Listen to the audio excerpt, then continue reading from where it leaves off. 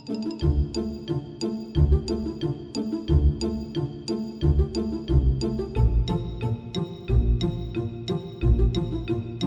there, it's me, Annalisa Boyd, Orthodox Christian wife, mom to 8, bread baker, candy maker, self-proclaimed doula, mom to 9, not mom to 8, accidental midwife, and the author of The Ascetic Lives of Mothers, Hear Me, and Special Agents of Christ, all through Ancient Faith Publishing. Now, it's going to take me a little while to remember that, but I am officially mom to 9. We had the adoption of our 9th child, our 6th adopted child, and our first adopted daughter on February 24th. So very, very exciting. She's 2 years old and just a spitfire. Fits just fine into the family. She can hold her own. Nobody is telling her what to do. Anyway, today I am going to talk about parenting children with special needs. Now, I have a number of different children with a number of different needs, and I'm going to kind of split this into 2 episodes.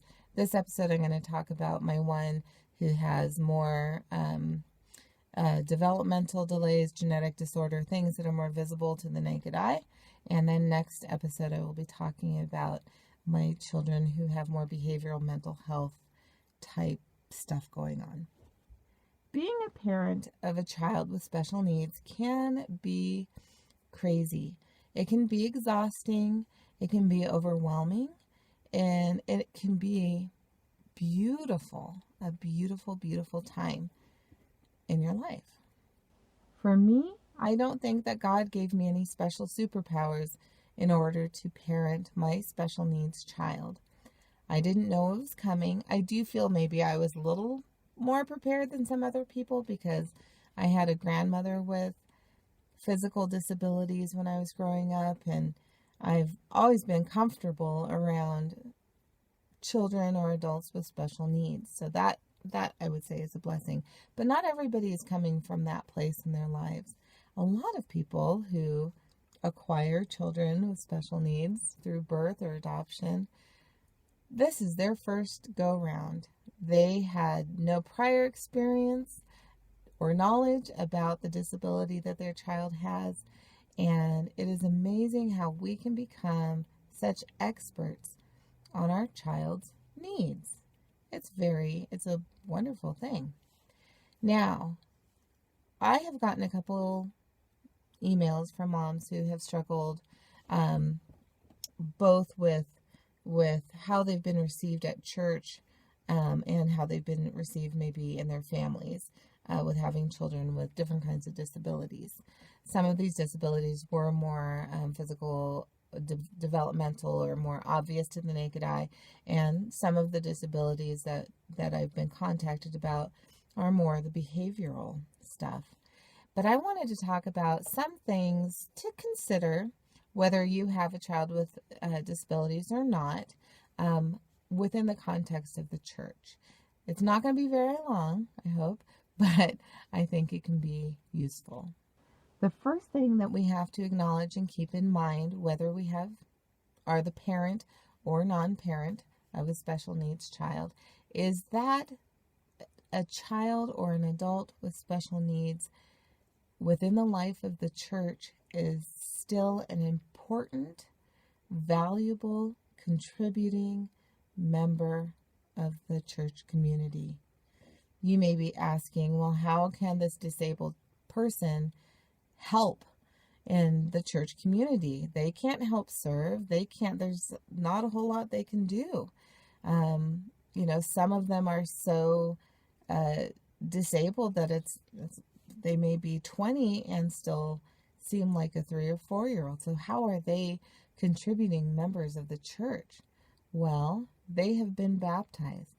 They receive the fullness of Christ in that baptism. They are full-fledged members. They are not just riding in on the coattails of their parents. They are not defective members of the community. Well, how can this be possible? Well, disabled people can teach us a whole lot about ourselves, and they can challenge us in a lot of ways spiritually. And that is a blessing. So I think of, there's a young man at our church who has Down syndrome, and then he has a lot of other medical things going on.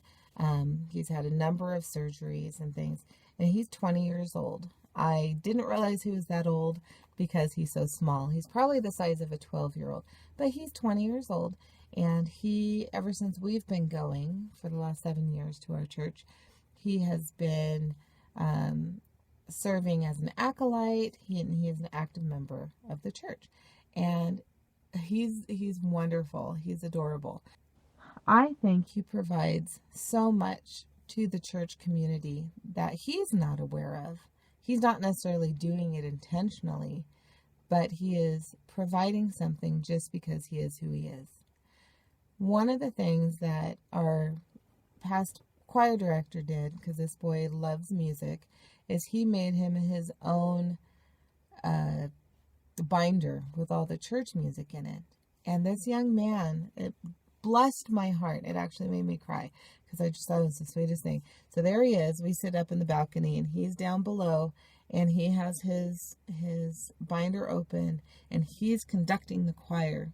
And he even does the, we're done singing, and the whole thing, and he's singing at the top of his lungs, and he is fully participating in the life of the church, and he is blessing those around him because he is showing them the simplicity with which we are supposed to approach God, the God of the universe, with that same gusto that he has, that same love and passion that he exhibits. Well, a couple weeks ago, I saw something with him that was kind of unexpected and very fun. He apparently, I've seen him with stuffed animals before, but I had never seen him serve at the altar with a stuffed animal. So he had this little friend that was with him, but he took it very seriously. With his little stuffed animal, he came out for the little entrance, and he stood there, both of them together holding the candle thingy, and he and his little stuffed animal were participating in church. And when they did the great entrance, there it was as they came around, and it was the sweetest thing. But he took it very seriously, and his example to the rest of the congregation is this: he encourages us to be compassionate just by being him. He encourages us to work on the fruits of the Spirit, being loving, joyful. He's joyful a lot of the time, and always makes sure to say hi to people. And my little guy with Williams syndrome, he always gets excited when he sees Ben, and he wants to make sure Ben says hi to him. And Ben says hi little guy, and it's so adorable. Peace, patience, kindness. He gives us lots of opportunities to practice acts of kindness, and being good to him. Things that we do for him are ways that he is helping us to work out our own salvation. So never believe for a second that children with special needs aren't important contributing members of the church. Now, if you are a parent of a child with special needs, here's a little tip I want to give you. So one of these mamas who contacted me felt like her disabled children were kind of being ignored. They would go sit down at a table, and people would actually get up from the table and walk away. This is at church. And that's very, very discouraging. But two things we have to remember as a mom is, one, we need to not be in mama bear mode all the time, because most of us, we are just a moment away, an action away from being in full-fledged mama bear mode, because God has put our children in our lives. We are their protectors. and encouragers, and we have this kind of heightened sense of obligation and care for our child because they can't necessarily express themselves and they can't necessarily defend themselves. But we have to be careful that we do not portray mama bear mode all the time and scare people away.